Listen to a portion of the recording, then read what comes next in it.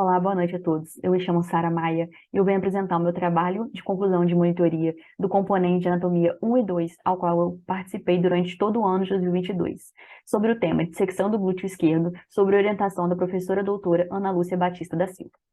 Bom, esse trabalho ele foi realizado no laboratório de anatomia do professor Maurício Moscovici e o principal objetivo, além de concluir a minha monitoria, é disponibilizar um material atualizado com uma nova peça ao anatômico para os estudantes que vão chegar para essa disciplina. E ao cadáver que me foi disponibilizado, uma mulher negra não identificada, todo o meu respeito e agradecimento pelo conhecimento fornecido durante todo esse processo. Bom, durante o processo de dissecção para a conclusão do trabalho, a gente recebe uma caixa, né, que os técnicos Joana e Júlio preparam com todo carinho, ao qual tem uma pinça anatômica, uma dente-rato, porta-agulha, afastador, cabo de bisturi, lâminas, tesouras cirúrgicas, fios de nylon, barbante e luvas cirúrgicas. No meu caso, foi necessário adaptar o barbante agulhado, né, a gente pegou um gelco para adaptar, porque a gente mudou uma das técnicas e a gente vai mostrar mais para frente o que foi realizado. Bom, as instruções a gente recebe lá no anatômico, tem um livro sobre a dissecção das estruturas e lá a gente consegue o passo a passo de como deve ser feita essa dissecção. E aqui são as imagens que nortearam o processo de iniciar a dissecção. E a primeira incisão foi feita pela outra monitora, a Ana Júlia, o qual ela dissecou o glúteo esquerdo e eu, ao mesmo tempo, dissequei o glúteo esquerdo. Então, ela fez a primeira incisão ao nível da espinha ilíaca póstero superior, depois uma incisão na prega interglútea, uma incisão da fenda infraglútea, e depois a gente realiza a dissecção superficial e profunda. No nosso caso, eu vou demonstrar para vocês, ao invés de a gente separar nessa incisão da prega interglútea, nós mantivemos apenas a incisão no nível da espinha ilíaca póstero superior, para que a pele servisse como uma aba de proteção para as estruturas que estavam sendo dissecadas, para que não ressecasse as estruturas. E para isso a gente utilizou o barbante, que era um fio mais reforçado para deixar bem tensionado essa sutura. E quais foram as estruturas dissecadas? Bom, antes de começar, só uma revisão, né? A região glútea ela faz parte do tronco se você avaliar fisicamente, mas funcionalmente ela faz parte do membro inferior. E é toda a área proeminente que fica posterior à pelve e inferior aos níveis das cristas ilíacas. Então, a região do quadril ela vai estar sobre os trocânteres maior lateralmente, que vai se estender até a espinha ilíaca antero-superior.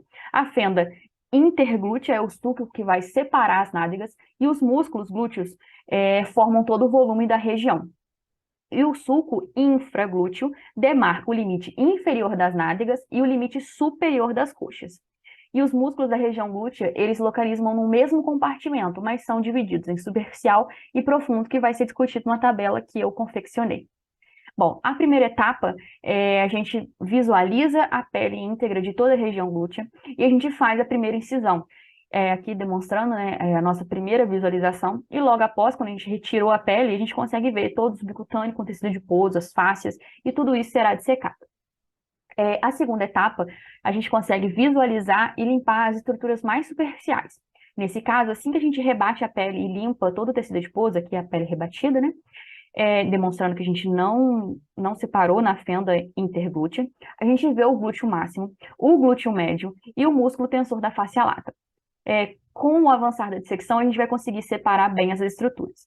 Esse vídeo é só para elucidar a primeira visualização, né, que a gente tem desse glúteo máximo, depois que ele foi aqui, foi o início, e depois demonstrando, né, toda a face retirada, toda a gordura, e aqui o glúteo máximo isolado no campo cirúrgico. Bom, logo após, a gente tem que rebater o glúteo máximo. E assim que a gente rebate o glúteo máximo, a primeira estrutura é o glúteo médio bem visualizado. O músculo tensor da face lata, a gente continua vendo ele por todo o processo. Então, a gente vai ter aqui o glúteo médio. Já conseguimos delimitar o piriforme, o obturador interno. A gente já consegue visualizar também o nervo ciático, que a gente vai ter depois uma classificação clínica dele, da sua importância. Uma artéria glútea inferior, que eu precisei da ajuda da minha orientadora e do Atlas para poder identificar. Também já começamos a ver aqui o quadrado femoral. E a gente agora vai ter que rebater o glúteo médio. Assim que a gente rebate o glúteo médio, ele está bem aqui, a gente já consegue ver o glúteo mínimo. E após ver o glúteo mínimo, a gente também já consegue delimitar melhor o piriforme, conseguimos ver melhor também o caminho, né, do nervo isquiático. Aqui a gente já consegue visualizar o gêmeo, que no caso superior e inferior. Aqui nesse momento eu ainda não tinha tentado separar os dois. E aqui fica melhor a visualização, mas eu mantive os dois unidos para manter a integridade dessa estrutura. Lembrando também que o nervo isquiático, depois que ele emerge lá do forame e passa pelo músculo piriforme, ele vai se dividir, né, no tibial e também no fibular comum. E aqui, novamente, demonstrando, né, é a artéria glútea que a gente identificou. Bom, e aqui eu consegui fazer um vídeo completo demonstrando, né, as estruturas. Deixa eu melhorar um pouco aqui a qualidade do vídeo. Bom, aqui rebatendo a pele, né? Agora o glúteo máximo rebatido, o tensor da face lata, o glúteo médio, a gente vai rebater o glúteo médio agora. Isso. Aí agora a gente tem o glúteo mínimo, bem estruturado, o piriforme, separando, olha só, a imersão aqui do nervo, o obturador, a artéria, aqui mostrando, né, a separação do nervo isquiático, fibular comum e o tibial, o quadrado femoral, o gêmeo superior e inferior, todas as estruturas bem fáceis de visualizar. Então, o aluno chegou, pegou o atlas, sentou ao lado do cadáver, ele vai conseguir identificar de cara todas as estruturas necessárias.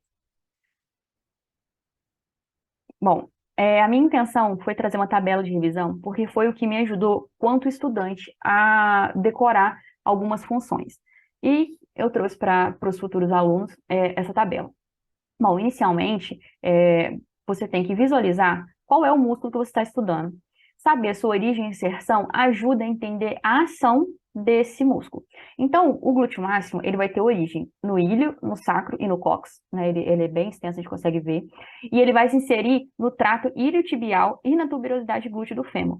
Inervado pelo nervo glúteo inferior, que vem lá da L5, S1 e S2, e sua principal ação é a extensão e rotação lateral do quadril. O glúteo médio, o mínimo e o tensor da face lata é quase um sinergismo para fazer a mesma ação, mas eles vão ter origem e inserção diferente. O glúteo médio e o mínimo, eles vão ter origem na face externa do ilho, sendo que o glúteo médio ele é inserido na face lateral do trocânter maior do fêmur e o glúteo mínimo na face anterior do trocânter maior do fêmur. O tensor da face lata, ele vem da espinha ilíaca anterosuperior, aqui, ó, anterosuperior, e vai até o trato do ilho tibial, lá no côndilo lateral da tíbia. Inervado, os três são inervados pelo nervo glúteo superior, que é L5 e S1, e a sua principal ação dos três é abdução e rotação medial do quadril. Esses são os músculos superficiais, lembrando, né, que estão no mesmo compartimento, mas em camadas diferentes. E aqui a gente vai ter os profundos, que são o piriforme, o obturador interno, gêmeo superior e inferior e o quadrado femoral. O piriforme ele vai ter origem na face anterior do sacro e vai se inserir na margem superior do trocânter maior do fêmur e é inervado por ramificações lá de S1 e S2. Sua principal ação é a abdução e rotação lateral do quadril. É bem difícil para o paciente que tem a síndrome do piriforme, que eu vou falar mais para frente, fortalecer essa musculatura, né? Todas as estruturas profundas ficam bem difíceis. Né? O fisioterapeuta tem um trabalho bem intenso com esse paciente. O obturador interno, ele vem da membrana obturatória e dos ossos adjacentes, e o gêmeo superior e inferior sendo o superior da espinha isquiática e o inferior da tuberosidade isquiática. Os dois vão, no caso os três, né, vão se inserir na face medial do trocânter maior, né, na fossa trocantérica do fêmur. Lembrando que o obturador interno ele vai ser inervado pelo obturador interno, que vem de L5 e S1, e o gêmeo superior inervado pelo obturador interno e o inferior pelo quadrado femoral. E falando do quadrado femoral, ele tem origem na margem lateral da tuberosidade isquiática e vai ser inserido no tubérculo do quadrado lá da crista intertrocantérica. Vai ser inervado pelo quadrado femoral que vem de L5 e S1. Lembrando que os três juntos têm a ação de fazer rotação lateral do quadril e estabilizar a cabeça do fêmur no acetábulo. Bom, todo seminário que eu apresentei enquanto aluna da disciplina, eu sempre correlacionava teoria com alguma parte clínica. Então, não seria diferente na minha conclusão de monitoria trazer anatomia clínica para vocês. Eu escolhi a síndrome do músculo piriforme, porque é uma das principais causas de ciatalgia que os pacientes relatam. Só que por ser pouco entendida, ela é subdiagnosticada. E é uma síndrome considerada de maior ocorrência dentre as causas de dor glútea profunda. Então, ocorre uma neurite do nervo isquiático proximal, secundária a uma compressão ou ao encarceramento do músculo piriforme. Né? E eu nunca consegui entender, porque eu tenho essa síndrome, né? Nada acontece por acaso, não consegui entender como um músculo tão pequeno causava tanta dor e tanta repercussão clínica. Mas, estudando, a gente consegue entender que o músculo piriforme, quando ele está com contração excessiva, ou está com espasmo, ou até mesmo está hipertrofiado, ele vai encarcerar o nervo isquiático. E também tem variações anatômicas que a gente vai entender melhor sobre isso. Então, o paciente tem dor, que pode ser moderada ou intensa, pode ter parestesia e fraqueza. Todo esse processo é piorado por atividade física prolongada, que é comum em corredores e ciclistas, e até mesmo o ato de sentar, fazendo maior força sobre aquela área cometida, o paciente relata: ai, doutor, parece que eu estou sentando numa pedra. Né? O fisioterapeuta, quando ele vai tentar liberar a região, ele literalmente ele consegue pontar, é aqui que dói, porque é uma dor bem profunda e o paciente relata que incomoda ficar sentado para estudar, para trabalhar. O diagnóstico ele é realizado pelas manobras, né, e pelo relato do paciente, e o tratamento envolve desde pomadas anti-inflamatórias, todo o processo de fisioterapia, alongamento, acupuntura, fortalecimento da região do músculo e do glúteo como um todo, né, e se não for suficiente, pode utilizar injeções de corticoide e até mesmo infiltrações guiadas por ultrassom ou até mesmo toxina botulínica para cessar o espasmo do músculo piriforme. E aqui, por que eu disse da variação anatômica? Vamos lá. O mais comum é que o nervo isquiático tenha a sua imersão do forão isquiático maior logo abaixo do piriforme, que é até o nosso relato, a minha dissecção, relembrando aqui o piriforme, e o nervo isquiático, olha só, emergindo logo abaixo do músculo piriforme, depois ele se bifurca. Mas pode ocorrer que o nervo isquiático se divida antes de sair do músculo isquiático, do forame isquiático maior. Então você pensa, o nervo, ele está perfurando o piriforme. Qualquer espasmo que esse músculo faça, ele vai comprimir esse nervo. Então, o paciente com essa variação, ele é mais suscetível a esse acometimento. E o caso C é que somente 0,5% dos pacientes apresentam uma divisão, né, a divisão do nervo antes do piriforme. E nesse caso aqui, esses pacientes podem sofrer complicações quando injeções, né, caso o paciente não saiba disso, vai realizar uma injeção intramuscular na região glútea e pegue, né, o nervo, isso vai dar uma complicação, uma repercussão clínica complicada.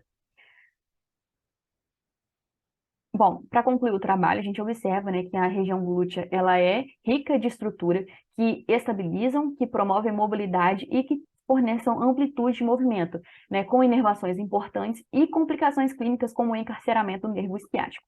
Então, essa dissecção, em especial, favoreceu a visualização do nervo isquiático, que é descrito na literatura, e demonstrando, né, que toda a trajetória do nervo é compatível com a de maior ocorrência na população, que vai emergir do forame isquiático maior, abaixo do piriforme, e demonstrando a importância da atividade de se dissecar uma peça anatômica para estudo, que no meu caso elucidou até mesmo uma flexão que eu tenho. As minhas referências utilizadas, e mais uma vez, um intenso agradecimento a toda a equipe do Anatômico, Júlia e Joana, que são os técnicos que cuidam da gente com tanto carinho, aos outros monitores que me acompanharam nesse processo, Ana Júlia, Ana Paula e Yasmin, aos professores Jair, Leonardo, Luiz Fernando, Marlana e a minha querida orientadora, por toda a paciência, por todo o acompanhamento e por todo o ensinamento. E também a minha querida turma 62, que eu acompanhei durante todo o processo de 2022, Anatomia 1 e 2. Eu aprendi muito com vocês. E a minha dica é, deem monitoria de anatomia, porque eu aprendi muito mais sendo monitora do que durante a minha graduação. E um grande abraço, obrigada por assistirem.